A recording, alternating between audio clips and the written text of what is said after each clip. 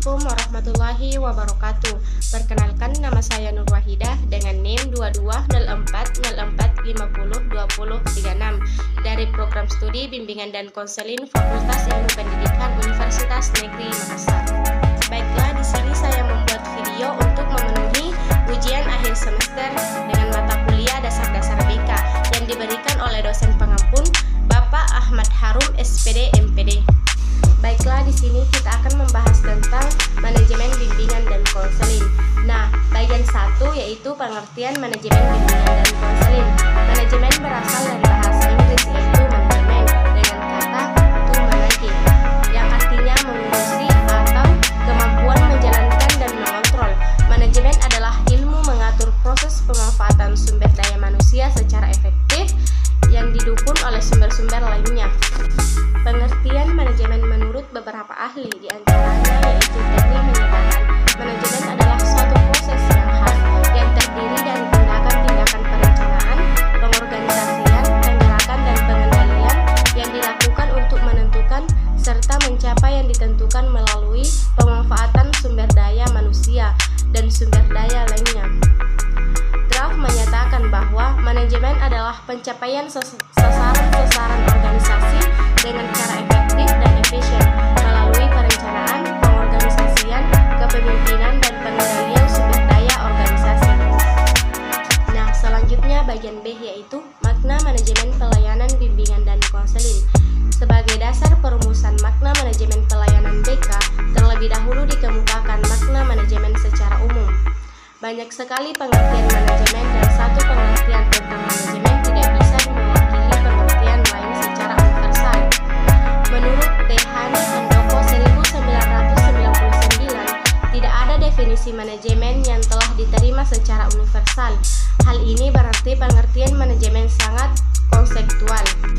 Dalam konteks pelayanan BK berdasarkan pengertian manajemen di atas, manajemen pelayanan BK dapat berarti proses perencanaan, pengorganisasian, pengarahan, dan pengawasan aktivitas-aktivitas pelayanan bimbingan dan konseling, dan penggunaan sumber daya lainnya untuk mencapai tujuan yang telah ditetapkan. Manajemen pelayanan BK juga bisa berarti bekerja dengan orang-orang untuk menentukan, menginterpretasikan, dan mencapai tujuan-tujuan pelayanan BK dengan pelaksanaan fungsi-fungsi pelayanan, perencanaan, pengorganisasian, penyusunan personil, pengarahan, dan kepemimpinan. Nah, selanjutnya bagian C yaitu prinsip-prinsip manajemen bimbingan dan konseling. Secara umum, prinsip-prinsip manajemen pelayanan BK meliputi perencanaan atau planning, pengorganisasian, organizing, penyusunan personalia, briefing, pengarahan dan kepemimpinan, leading, dan pengawasan, controlling. Nah, di sini kita akan membahas tentang perencanaan atau planning. Bimbingan dan konseling sebagai suatu proses kegiatan membutuhkan perencanaan yang matang dan sistematis dari mulai penyusunan program hingga pelaksanaannya, agar pelaksanaan bimbingan dan konseling memperoleh hasil sesuai tujuan yang dirumuskan. Nah, selanjutnya pengorganisasian atau organizing. Berkenaan dengan pelaksanaan bimbingan tersebut dikelola dan diorganisir secara sistematis. Pengorganisasian bimbingan dan konseling diketahui dari struktur organisasi sekolah tersebut. Organisasinya terdiri atas koordinator, anggota, dan staf administrasi.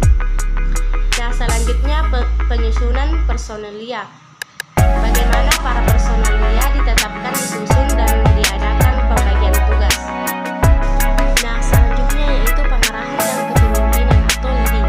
Berkenaan dengan mengarahkan dan memimpin para personalia sehingga bekerja sesuai dengan job atau bidang tugas masing-masing, agar aktivitas pelayanan menjadi terarah pada tujuan yang telah ditetapkan.